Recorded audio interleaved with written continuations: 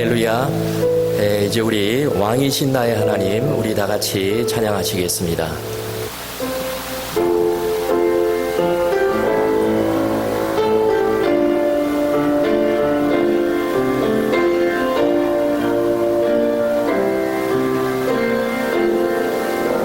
왕이신 나의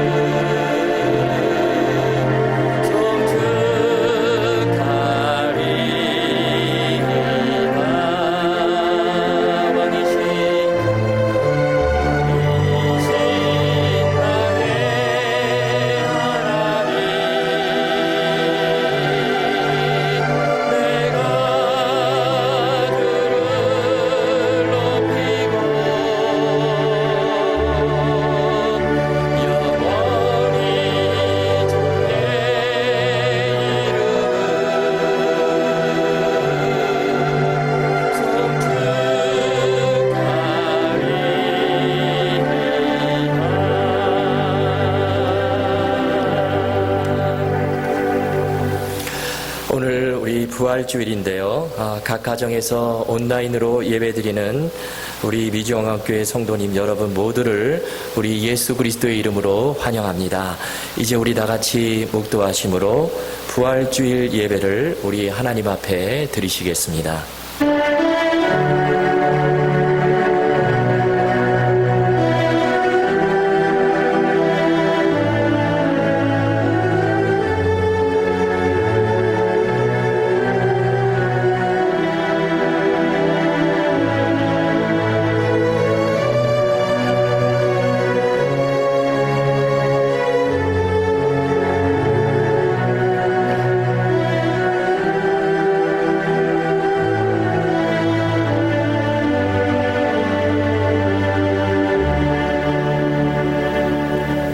너희는 무서워하지 말라. 십자가에 못 박히신 예수를 너희가 찾는 줄 내가 아노라.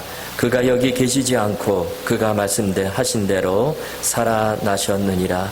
만일 그리스도 안에서 우리가 바라는 것이 다만 이 세상의 삶뿐이면 모든 사람 가운데 우리가 더욱 불쌍한 자이리라.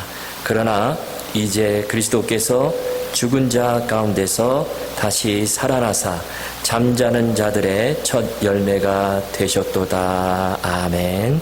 사랑하는 성도 여러분, 우리 하나님께서 기뻐하시는 예배는 우리의 상한 마음과 통회하는 심령이라 하셨습니다. 이 시간 우리 다 같이 지난 날을 돌아보시며 우리 성령님께서 주시는 진실한 마음으로 우리의 입을 열어 하나님 앞에 참회의 기도를 드리는 시간을 갖겠습니다. 다 같이 기도하시겠습니다.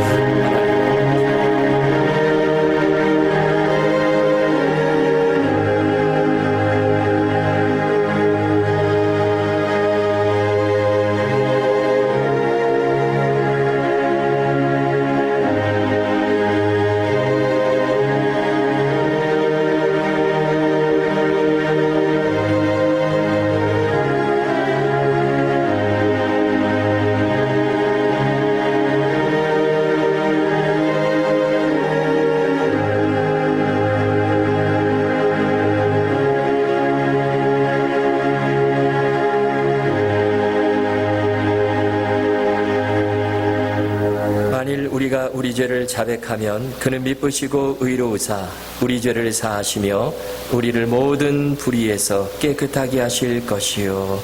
사랑의 하나님 아버지, 이 놀라운 용서의 은총을 우리에게 허락해 주신 것을 감사드립니다. 이제는 우리가 법 아래 있지 아니하고 은혜 아래 있기 때문에 더 이상 죄가 우리를 주관치 못할 것을 믿습니다. 이 시간 우리 모두를 다시 한번 성령의 능력으로 강건케 해주시고 충만케 하여 주시옵소서. 예수님의 이름으로 기도하옵나이다. 아멘. 다 같이 사도신경으로 우리 신앙을 고백하시겠습니다. 전능하사 천지를 만드신 하나님 아버지를 내가 믿사오며 그 외아들 우리 주 예수 그리스도를 믿사오니 이는 성령으로 잉태하사 동정녀 마리아에게 나시고 본디오 빌라도에게 고난을 받으사 십자가에 못 박혀 죽으시고 장사한 지 사흘 만에 죽은 자 가운데서 다시 살아나시며 하늘에 오르사 하나님 우편에 앉아 계시다가 저리로서 산자와 죽은 자를 심판하러 오시리라. 성령을 믿사오며 거룩한 공효와 성도가 서로 교통하는 것과 죄를 사하여 주시는 것과 몸이 다시 사는 것과 영원히 사는 것을 믿사옵나이다. 아멘. 우리 찬송가 155장, 통일 찬송가 155장, 새 찬송가 165장, 주님께 영광, 우리 다 같이 찬송하시겠습니다.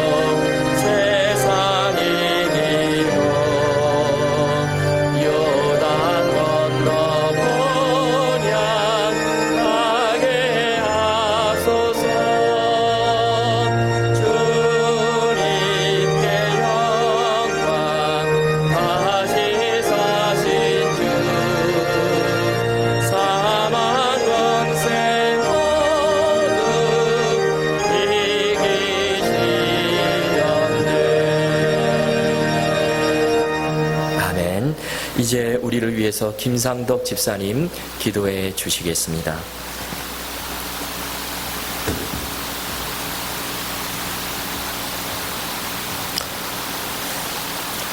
사랑이 많으신 하나님 아버지, 오늘 부활주일을 맞이하여 부활하신 주님을 찬양하오니 우리 주님을 사망에서 승리케 하신 하나님께 감사와 영광을 올립니다. 사망 권세를 깨뜨리시고 부활하신 주님께서 이 시간 저희들 가운데 부활의 생명으로 임재하셔서 저희들도 그리스도 예수 안에서 다시 사는 은총을 베풀어 주시옵소서.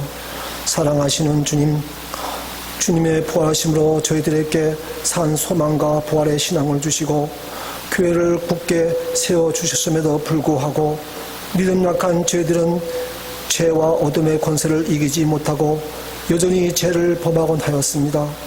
또한 주님의 부활을 의심하여 담대하게 부활하신 주님을 증거하는 일에 인색하였습니다. 믿음 약한 저희들의 죄를 회개하오니 용서하여 주시옵소서. 주님의 죽으심으로 낙심과 절망 속에 사로잡혀 있던 제자들에게 부활하심으로 기쁨과 평강과 용기를 주심같이 저희들에게도 오셔서 부활하신 주님을 믿음으로 만나 부활의 기쁨과 희망을 얻게 하여 주시옵소서. 지금도 저희들 안에 부활하신 주님이 살아계셔서 항상 저희들과 함께 동행하여 주시고 늘 지켜주실 줄 믿습니다. 그러므로 저희들의 믿음을 약하게 하는 사탄 마귀 권세 앞에 두려워 떨지 않게 해주시고 죄가 주는 세상의 달콤한 유혹에 넘어가지 않도록 힘과 능력과 믿음을 더하여 주시옵소서. 저희들이 부활하신 주님을 다만 기뻐만 하지 않게 해주시고 도망쳤던 제자들이 부활하신 주님을 만난 후로 그 기쁘고 복된 소식을 전하는 데에 주저하지 않았듯이 저희들도 주님을 증거하는 일에 더욱 힘쓰게 하여 주시옵소서. 사랑하시는 주님, 이 시간 간절히 기도드립니다. 지금 저희들이 살고 있는 미국뿐 아니라 세계 곳곳에서 보이지 않는 코로나 바이러스로 인해서 수많은 사람들이 목숨을 잃어가고 있으며 땀 흘려 일구어 놓은 삶의 터전이 송두리째 빼앗기고 있습니다. 두려움과 공포 속에서 희망조차 잃어버린 채 두려움과 공포와 불안으로 두려움에 떨고 있습니다. 또한 믿음의 식구들이 주님의 몸된 교회에 나와 예배드리지 못하고 각 가정에서 영상 예배로 대신하고 있습니다. 이렇게 어려움일수록 십자가 고난 뒤에는 반드시 영화로운 부활이 있다는 믿음을 가지고 어떤 역경과 환난 속에서도 낙심하거나 좌절하지 않게 주시옵소서. 어려운 가운데서도 늘 피할 길을 주시는 권능의 주님께서 하루속히 이 무서운 코로나 바이러스를 박멸하여 주셔서 더 이상 전염병이 돌지 않게 하여 주시옵소서. 그리함으로 많은 사람들이 정상적인 생활로 돌아오게 해주시고 교회 문이 열려서 예배가 회복되게 하여 주시옵소서. 사랑하시는 주님, 오늘 부활의 복된 소식을 전하시기 위해 단위에 세우신 목사님을 성령께서 친히 붙들어 주시고 힘차게 말씀을 전하게 하여 주시옵소서. 말씀 듣는 중에 부활의 주님을 만나 시들어 있는 영혼이 소생되게 해주시고 마음의 상처가 고침을 받게 해주시며 깨어진 관계가 새로워지게 하여 주시옵소서. 골짜기의 마른 뼈에 생기를 불어넣어 하나님의 군대로 일으키셨듯이 요즘 저희들을 둘러싸고 있는 불안과 고통스러운 여건들도 새롭게 회복되게 하여 주시옵소서. 오늘 이 예배의 시종을 주님께 의탁하오며 부활의 첫 열매가 되시고 부활의 소망이 되시는 예수 그리스도 이름으로 감사하며 기도드립니다. 아멘.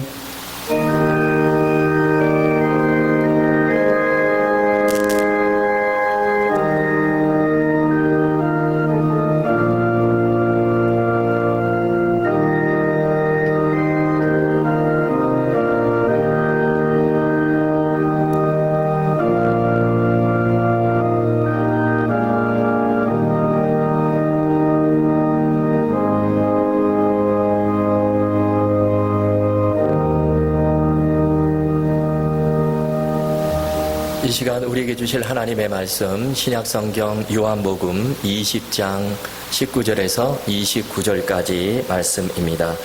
제가 가진 신약성경 183면쯤에 있습니다.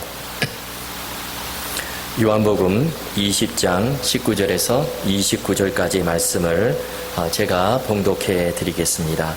이날 곧 안식 후 첫날 저녁 때에 제자들이 유대인들을 두려워하여 모인 곳의 문들을 닫았더니 예수께서 오사 가운데 서서 이르시되 너희에게 평강이 있을지어다. 이 말씀을 하시고 손과 옆구리를 보이시니 제자들이 주를 보고 기뻐하더라.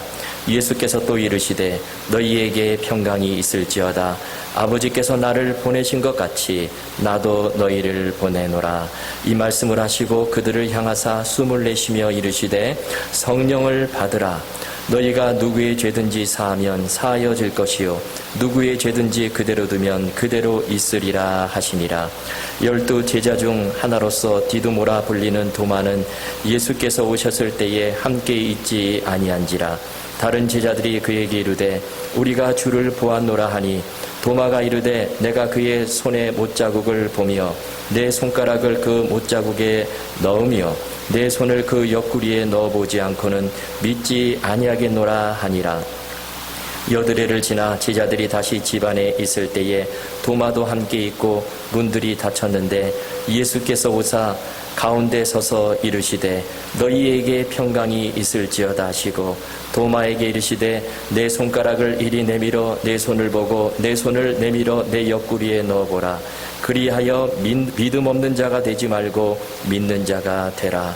도마가 대답하여 이르시되 나의 주님이시요 나의 하나님이시니이다. 예수께서 이르시되 너는 나를 본고로 믿느냐? 보지 못하고 믿는 자들은 복되도다 하시니라. 아멘. 이제 우리 박찬 집사님께서 부활절 특별 찬양을 불러주시겠습니다.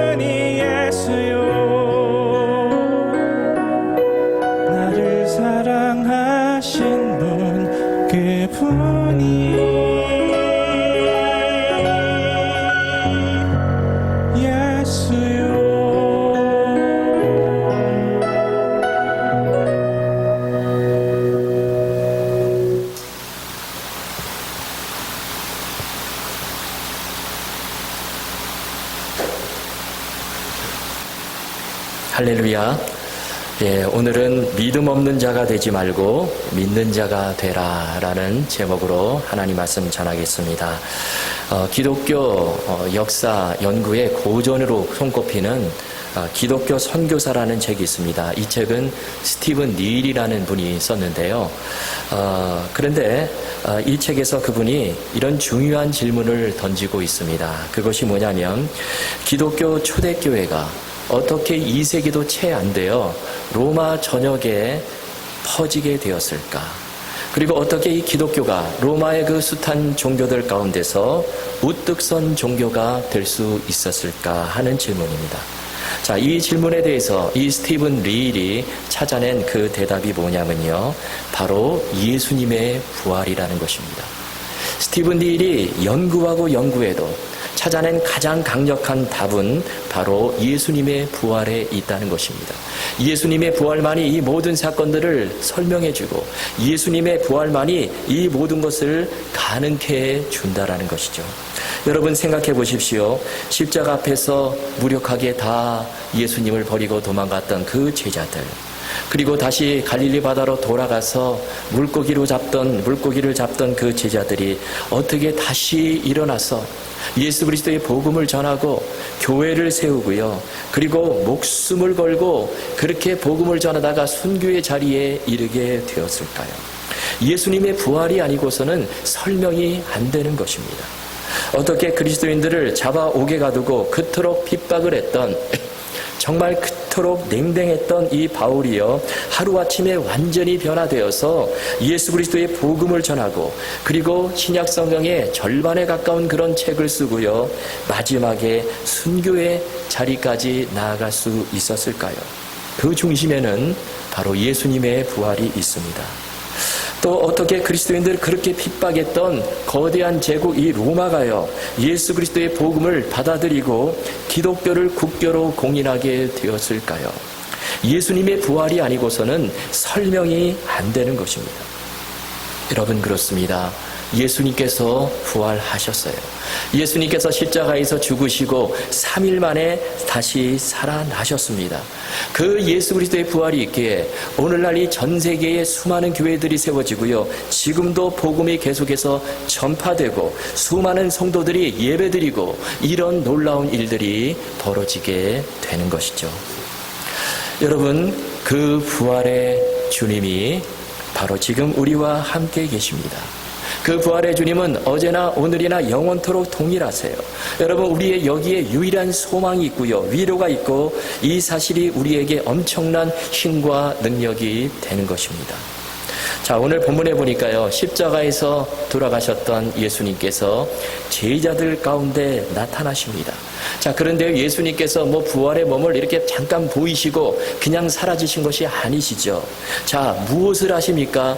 예수님께서 제자들 앞에 나타나셔서 중요한 말씀을 하십니다. 중요한 당부의 말씀을 하세요. 그 말씀은 두 가지인데요.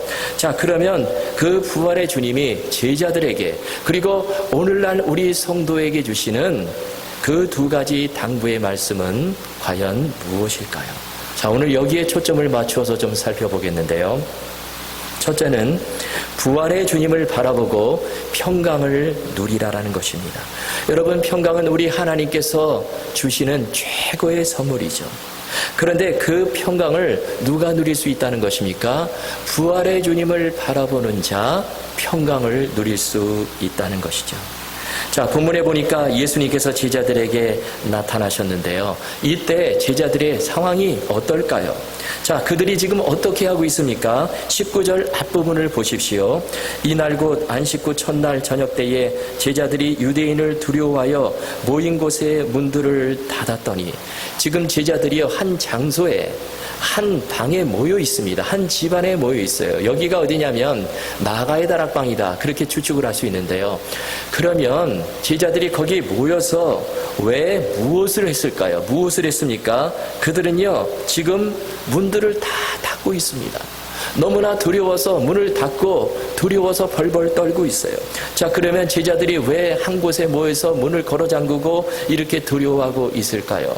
그것은 바로 예수님께서 십자가에서 죽으셨는데 그 예수를 십자가에 못 박은 유대인들이 예수의 제자들인 바로 우리들도 죽이진 않을까, 해를 가하진 않을까, 그것이 두려워서 지금 한 방에 모두 모여서 문을 걸어 잠그고 벌벌 떨고 있는 것입니다.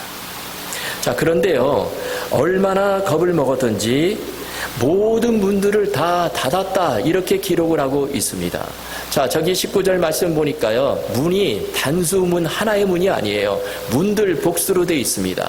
2중의 문, 3중의 문을 다 철저하게 닫아버렸어요.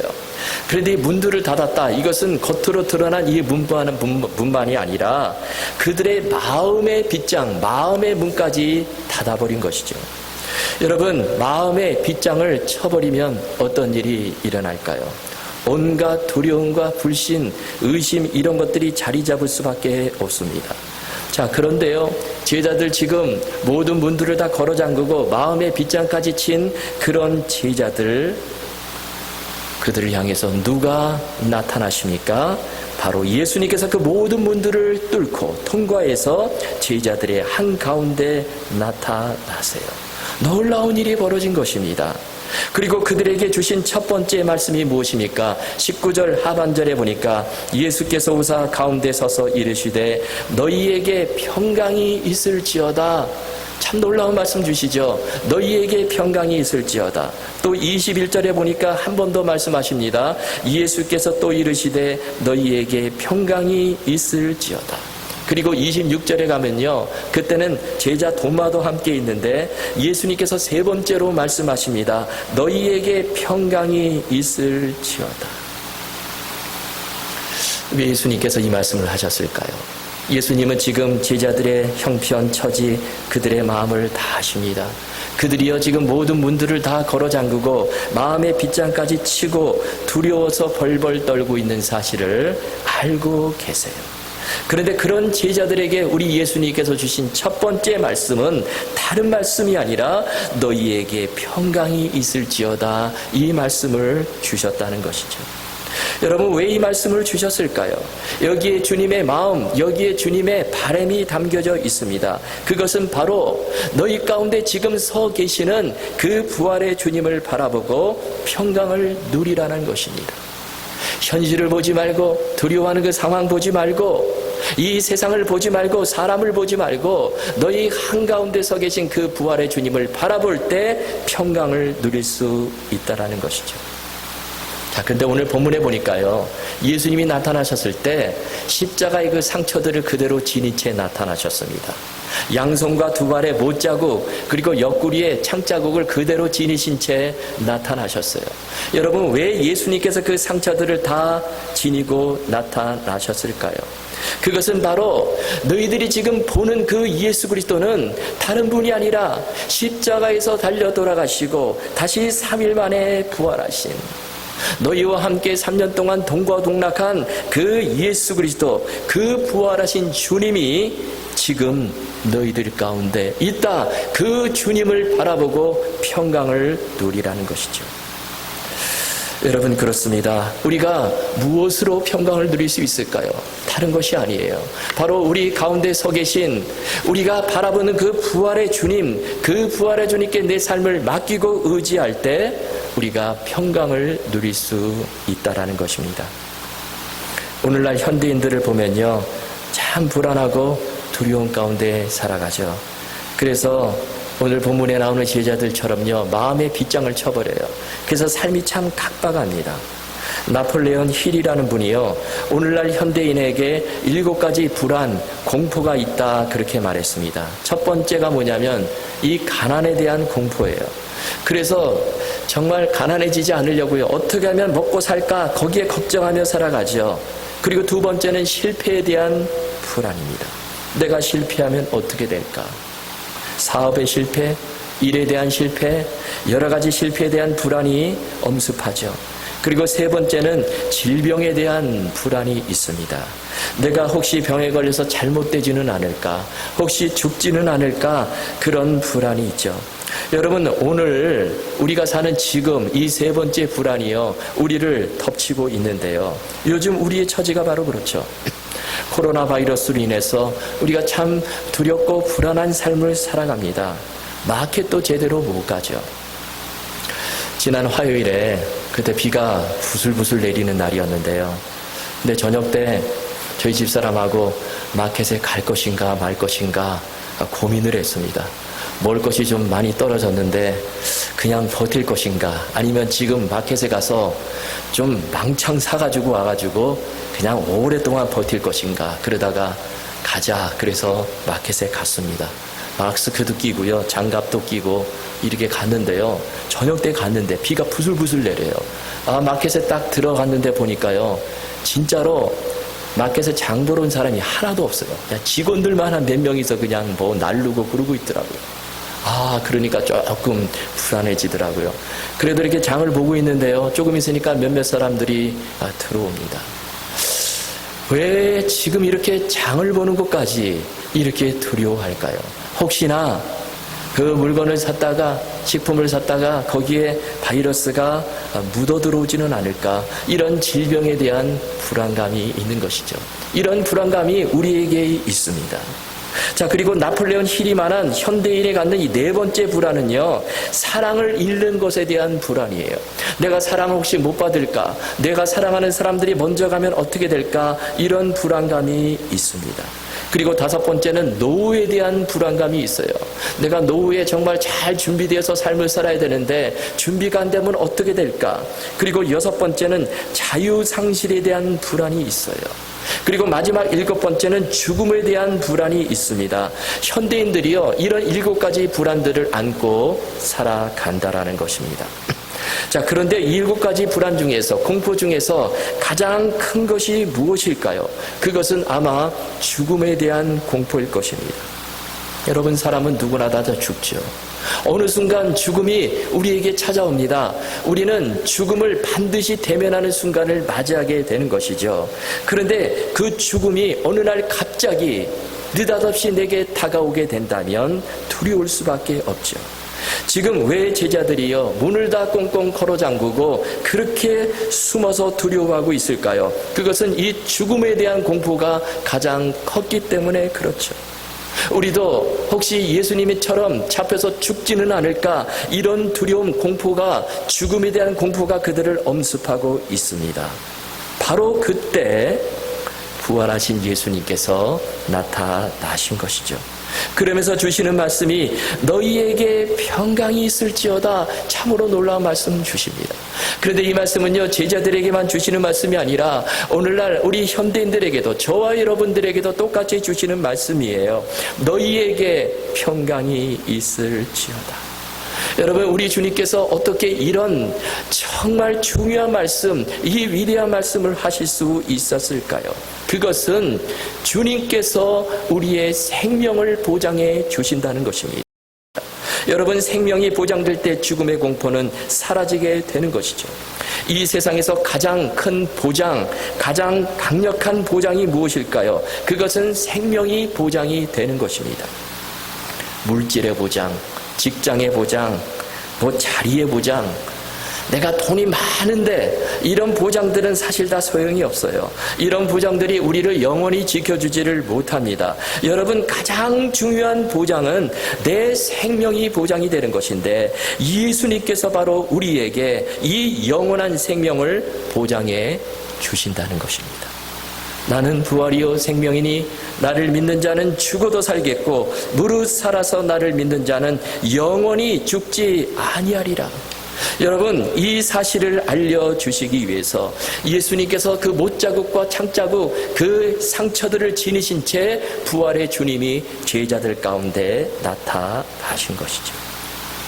그런데 19절 말씀을 가만히 보시면요, 예수님께서 제자들에게 나타나셨을 때 그 위치가 어디로 되어 있습니까?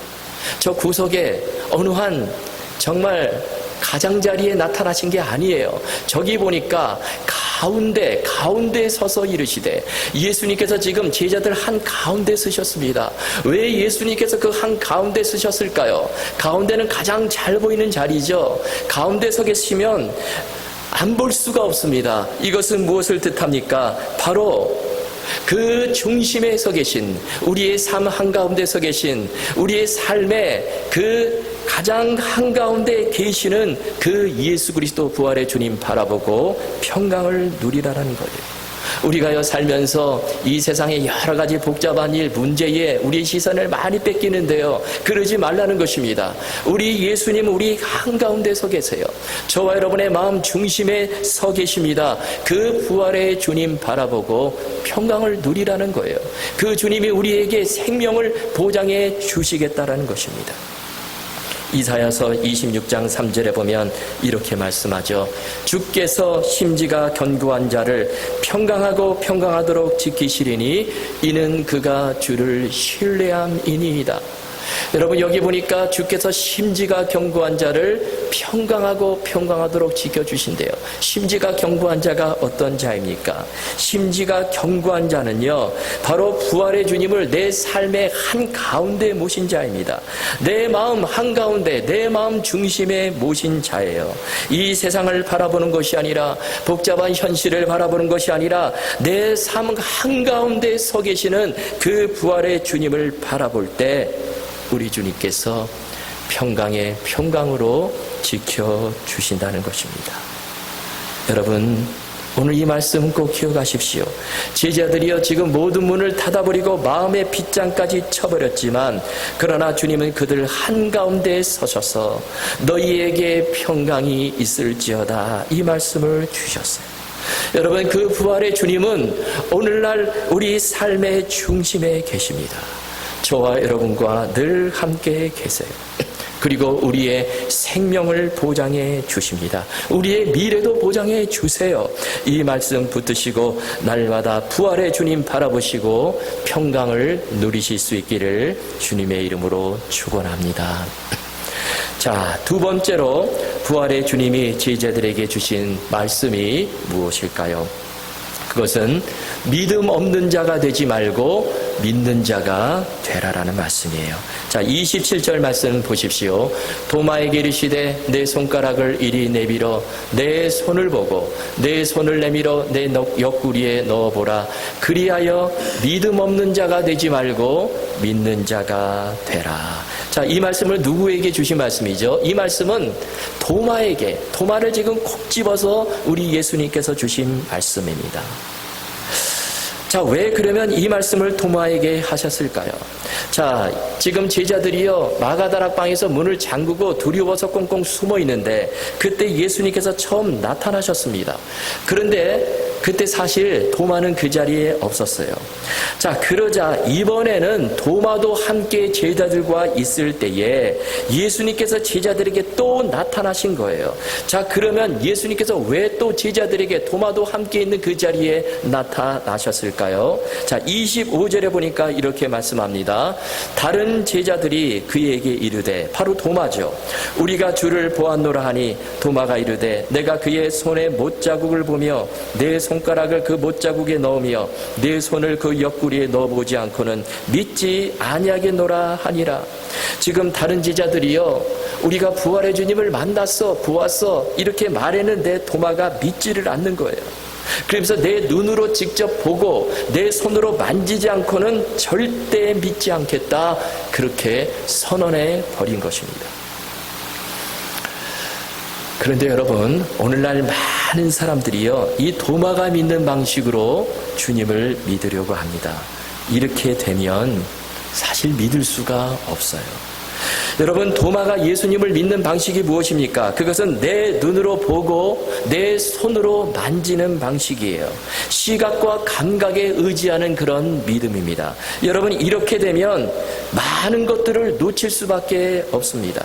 여러분 사실 우리가 가진 이 시각 그리고 손을 만진 촉각, 감각 이것이 얼마나 한계가 많은지 우리가 잘 알고 있습니다. 여러분 우리가 시각으로 우리의 눈으로 얼마나 많이 볼 수 있을까요? 얼마나 멀리 볼 수 있고 얼마나 자세히 볼 수 있습니까? 지금 코로나 바이러스가 막 떠돌아다니는데요. 그거 눈으로 볼 수 있습니까? 못 봐요. 없는 것처럼 보입니다. 그리고 우리가 손으로 얼마나 많은 것을 만질 수 있습니까? 아마 우리는요. 우리 주위에 있는 거 그거밖에 만지지를 못해요. 이 우주가 굉장히 광대하죠. 우주의 끝이 얼마나 되는가 끝이 있는지 그거 아는 사람 아무도 없습니다. 그런데 그 거대한 광대한 우주에서 우리가 사는 지구는요 정말 전과 같아요. 먼지와 같아요. 그런데 우리가 사는 지구에서 또 나 개인, 나 한 사람은요, 또 지구에 비하면요, 또 먼지와 같아요. 그런데 그렇게 작은 내가 눈으로 보고 손으로 만지는 것으로 어떻게 살아계신 예수 그리스도 하나님의 존재를 판단할 수 있느냐 하는 것입니다. 여러분, 내 눈으로 보고 내 손으로 만지는 것만 믿겠다 그러면 우리는 정말 어리석은 사람이 될 수밖에 없는 것이죠. 2차 세계대전 직후에 영국에서 한 강연회가 열렸습니다. 그때 많은 사람들이요, 그 강연회에 참석을 했는데요. 그런데 그 강연회가 왜 열렸냐면요, 하나님이 없다는 것을 증명하기 위해서 열렸습니다. 그때 연사로 두 분의 박사님이 나섰는데요. 한 사람은 천문학 박사이고 또 한 사람은 의학 박사입니다. 먼저 이 천문학 박사가 강연을 시작합니다. 뭐라 그러냐면요, 저는 30여 년간 천문학을 연구했습니다. 얼마 전에 저는 아주 최신형 천체 만환경을 갖게 되었는데, 이 만환경은 현재 우리가 발견한 가장 멀리 있는 별도 볼 수 있는 아주 고성능 만환경입니다. 그러면서 그런데 내가 이 천체 만환경을 가지고 아무리 하늘을, 우주를 살펴보아도 하나님이 보이질 않습니다. 정말 하나님이 계시다면 하나님의 그 옷자락이라도 보여야 되는데 전혀 보이질 않아요. 그래서 저는 하나님이 없다는 것을 확신합니다. 이런 말을 했어요. 그러자 그 이야기를 들은 수많은 사람들이요, 박수를 치며 환호하며 맞습니다, 하나님이 어디 계시오, 막 그렇게 소리를 지릅니다. 곧 이어서 두 번째 강연자 의학 박사가 나섰어요. 그는 말하기를, 나는 평생을 의학을 연구한 사람인데, 그런데 기독교인들은 사람들에게 영혼이 있다고 주장을 하는데 나는 도무지 그것을 이해할 수가 없습니다. 그러면서 나는 그동안 수많은 사람들을 수술해 왔고 또 수많은 사람들의 시신을 부검을 했는데, 그런데 한 번도 영혼을 본 적이 없습니다. 도대체 영혼이 어디 있단 말입니까? 살 속에 영혼이 들어있습니까? 아니면 뼈 속에 들어있습니까? 영혼은 내가 지금까지 한 번도 사람의 몸에서 발견할 수가 없었습니다. 그러자 또 수많은 사람들이요, 박수를 치면서 정말 그렇군, 정말 하나님은 안 계셔, 그렇게 막 소리를 치고 있어요. 자, 그러자 이번에는요, 사회자가 나와서 이런 말을 합니다. 그동안 나도 정말 긴가민가 했는데 오늘에야 비로소 하나님이 없다는 것을 내가 확신하게 되었습니다. 그러면서 청중들을 향해서 혹시 여러분 가운데 이 두 분의 박사님들께 질문하신 분 안 계십니까? 그러자요, 갑자기 조용해져요. 아무런 질문이 없는 거예요. 그러자가 이 사회자가, 그러면 이것으로 하나님이 없다는 것이 증명이 되었으니 강연회를 마치겠습니다. 그러면서 그 강단을 내려오려고 하는데요. 그런데 저 뒤에서 어떤 할머니 한 분이 연단으로 걸어 나오더니 제가 할 말이 있습니다. 그러는 거예요. 그러더니 그 두 분의 박사님께 질문을 하는 것입니다. 먼저 천문학 박사에게 질문을 합니다. 박사님이 갖고 계신 그 망원경 아주 고성능이라고 했죠. 무엇이든지 다 잘 볼 수 있다고 했죠. 그러자 천문학 박사가 예, 그렇습니다. 그러면 바람도 보입니까? 할머니가 이렇게 물었어요. 그러자 이 천문학 박사가 머뭇거리더니 바람은 보이질 않습니다. 그러자 할머니가요, 그러면 바람이 없습니까? 그러자 바람이 있습니다. 그러는 거예요. 그러자 그 할머니가요, 마찬가지로 하나님이 보이지 않는다고 해서 하나님이 없다고 그렇게 주장할 수 있습니까? 그렇게 말했습니다.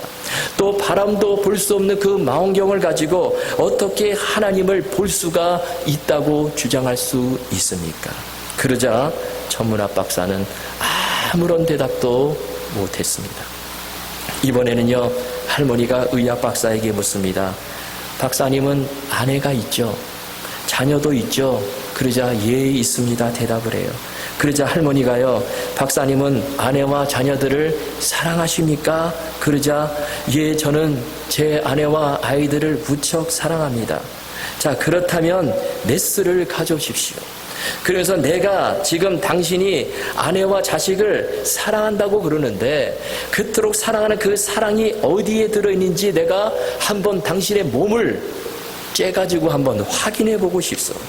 그 사랑이 당신의 살 속에 들어있습니까? 당신의 뼈 속에 들어있습니까? 아니면 당신의 피 속에 들어있습니까? 도대체 당신이 사랑한다는 그 사랑이 지금 어디에 들어있습니까? 이렇게 물었는데 의학 박사가요, 할 말을 잊어버린 거예요. 아무런 대답도 할 수가 없었습니다. 그래서 하나님이 없다는 것을 증명하기 위해 모인 그 강연회가요, 그만 이 할머니 질문으로 인해서 하나님이 살아계시다는 것을 증명하는 회의가 되어 버렸다는 것입니다. 여러분, 그렇습니다. 우리 살아계신 하나님, 너무나 광대하시고 만유보다 크신 하나님, 우리의 부활의 주님은요, 우리의 시각 속에 갇혀있는 분이 아니세요. 우리의 감각 속에 갇혀있는 분이 아니십니다. 그러므로 우리는 이 도마에게 주시는 주님의 말씀을 들어야 합니다. 도마가요, 지금 내 눈으로 보고 내 손으로 만지지 않고는 믿을 수 없다 했는데 그때 주님께서 뭐라고 말씀하십니까?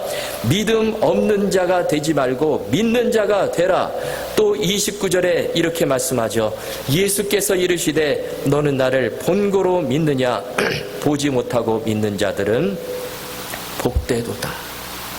여러분, 믿음이 무엇일까요? 우리가 믿음에 대한 올바른 정의를 가질 필요가 있습니다.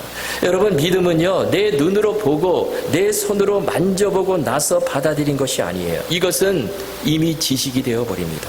과학적으로 설명이 되어야 받아들인 것이 믿음이 아니라는 것입니다. 자, 그렇다면 믿음이 무엇입니까?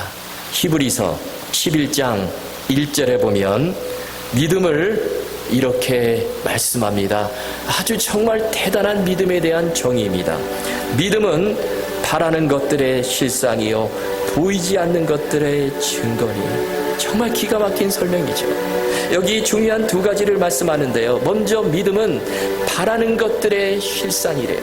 지금 내가 바라는 것이 있습니다. 기대하고 소망하는 것이 있어요. 그러나 아직 내 손에 잡힌 것은 아니에요. 만져지질 않습니다. 볼 수도 없어요. 그런데 그것을 지금 실상처럼 내 눈앞에 있는 것처럼 내 손으로 잡은 것처럼 그렇게 받아들이는 것이 바로 믿음이라는 것이죠. 믿음은요, 감각에 묶여버린 것이 아니라 그것을 초월한다는 것입니다. 또 믿음은 보이지 않는 것들의 증거니, 지금 눈에 보이질 않습니다. 그러나 그것을 마치 증거처럼 받아들이는 것, 확신하는 것, 그것이 바로 믿음이에요. 여러분, 그렇습니다. 믿음은요, 우리가 눈으로 보고 손으로 만지는 것에 의존하는 것이 아니라 그것을 초월합니다. 우리에게 놀라운 세계로 우리를 인도해 주는 것이 바로 믿음이에요. 그래서 찬송가 중에 이런 찬송이 있죠. 이 눈에 아무 증거 아니 배워도 믿음만을 가지고서 늘 걸으며 이 귀에 아무 소리 아니 들려도 하나님의 약속 위에 서리라. 걸어가세 믿음 위에 서서 나가세 의심 버리고 걸어가세 믿음 위에 서서 눈과 귀에 아무 증거 없어도. 저기 마지막 부분에 눈과 귀에 아무 증거 없어도 믿음은요, 눈과 우리의 시각과 청각, 우리의 감각에 묶여버리는 그런 것이 아니라 그런 것을 초월해서 우리를 하나님을 바라보게 하고 하나님을 보게 하는 것, 하나님을 받아들이게 하는 것, 그것이 바로 믿음이라는 것입니다. 여러분, 우리 예수님께서 제자들에게 나타나셔서 말씀하십니다. 믿음 없는 자가 되지 말고 믿는 자가 되라. 너는 나를 본고로 믿느냐? 보지 못하고 믿는 자들은 복되도다. 이 시간 우리에게도 주시는 말씀이죠. 여러분, 우리가 사는 세상 여러 가지로 정말 불안하고 힘들고 어려운 일들이 끊임없이 일어났지만, 그러나 그러한 가운데서도 오늘 예수님께서 주신 이 말씀 붙잡으시고요, 정말 우리 삶 속에 한가운데 서 계신 그 예수 그리스도를 믿음의 눈으로 바라보시고 날마다 평강을 누리실 수 있기를 바랍니다. 내 시각과 감각에 의지하고 내 상식과 경험에 의지하며 사는 그런 믿음 없는 자가 되는 것이 아니라 오늘 주신 이 말씀 붙잡으시고 내 눈에 아무 증거 아니 배어도 믿음만을 가지고 늘 걸어가며 오늘 주신 이 말씀 붙잡으시고 믿음 없는 자가 되지 말고 믿는 자가 되라. 이 말씀 붙들고 우리 모두 다 부활의 주님 바라보며 끝까지 믿음의 길을 걷는 저와 여러분 다 되실 수 있기를 주님의 이름으로 축원합니다.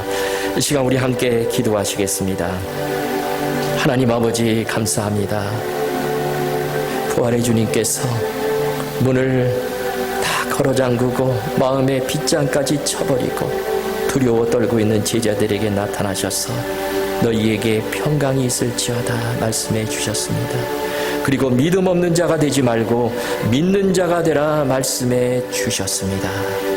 하나님, 이 말씀을 내게 주시는 말씀으로 받고 우리가 정말 부활의 주님을 날마다 믿음의 눈으로 바라보고 평강을 누리고 또 우리 삶 한가운데 서 계신 그 주님 붙들고 의지하며 그 주님께 모든 것 다 맡기고 우리가 정말 믿는 자가 되어 주님 주시는 평강을 누리며 기쁨을 누리며 안식을 누리며 살아가는 우리 모두가 되도록 축복해 주시옵소서. 감사드리며 예수님의 이름으로 기도하옵나이다. 아멘. 우리 찬송가 159장 다 같이 찬송하시겠습니다. 새 찬송가는 161장입니다.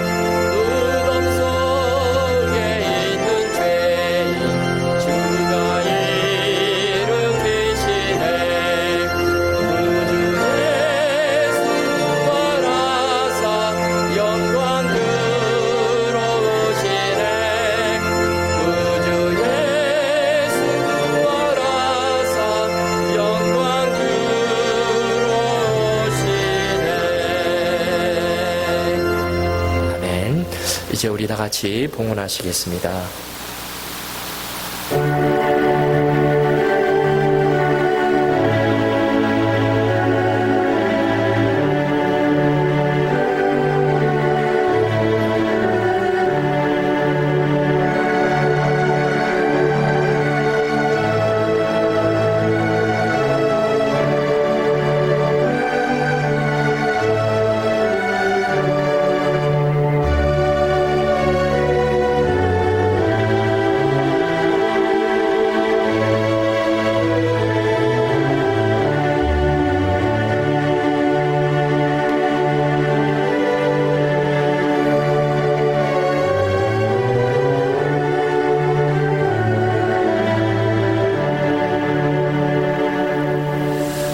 하나님 아버지 감사합니다. 부족하고 연약하고 많은 한계를 안고 살아가는 우리들, 우리 예수님께서 부활의 주님께서 찾아와 주시고 너희에게 평강이 있을지어다 이 말씀을 들려주시고 우리의 생명을 보장해 주시고 영생을 허락해 주시고 이렇게 감사한 마음으로 주님께 예배드릴 수 있도록 인도해 주시니 참으로 감사를 드립니다. 아버지 하나님, 이 시간 그 풍성하신 우리 하나님 아버지의 놀라운 사랑 은혜 감사하는 마음으로 물질을 구별해서 우리 하나님 앞에 올려드립니다.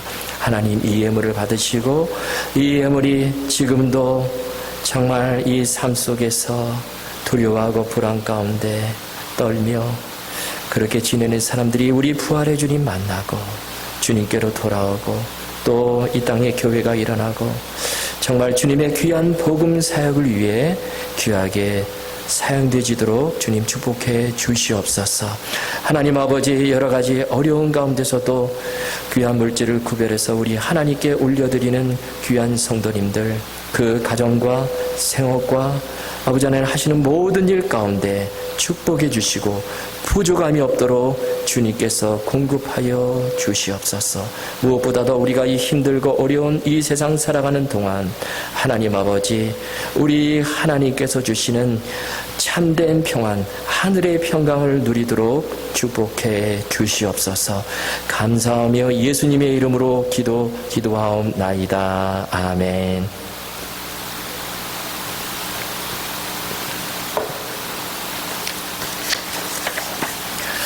예, 오늘 우리 부활주일 예배로 드리는데요. 오늘 우리 가정에서 온라인으로 예배를 드리시는 여러분 모두를 다시 한번 우리 예수 그리스도의 이름으로 환영합니다. 교회 소식 전해드리겠습니다. 오늘은 부활주일로 지킵니다. 우리 예수 그리스도의 부활의 기쁜 소식을 각 가정에서 함께 나누며 그렇게 감사하며 사실 수 있기를 바랍니다. 주일 예배는 교회 홈페이지나 카톡으로 보내드리는 동영상을 통해 기존의 예배 시간 8시, 11시에 따라 각 가정에서 드리실 수 있기를 바랍니다. 모두 다 경건한 마음과 단정한 복장으로 가정에서 다 주일 예배에 드리실 수 있기를 바랍니다. 교회에 직접 헌금을 원하시는 분들은 매주 토요일 오후 2시부터 6시까지 교회에 오셔서 헌금하실 수 있습니다. 그리고 매주 화요일부터 토요일까지 목사님의 새벽 말씀 묵상 음성 파일을 카톡으로 보내드립니다. 여러분 이 파일을 가지시고 또 새벽에 예배도 드리시고 또 가정 예배도 드리셔서 날마다 승리하시는 삶을 사실 수 있기를 바랍니다. 우리 강민자 권사님 부군 되시는 강영식 집사님께서 지난 4월 3일 금요일에 향년 81세로 소천하셨습니다. 하나님의 크신 위로가 우리 유가족 분들에게 함께 하시기를 바랍니다. 그리고 계속해서 여러분 기도 제목 꼭 기억하시고 우리 함께 기도해 주시면 감사하겠습니다. 그리고 우리 교회 아프신 분들 특별히 여러분 또 다 기억해 주시고 또 집중적으로 기도해 주시면 감사하겠습니다. 이제 우리 다 같이 파송 찬송 부르시겠습니다.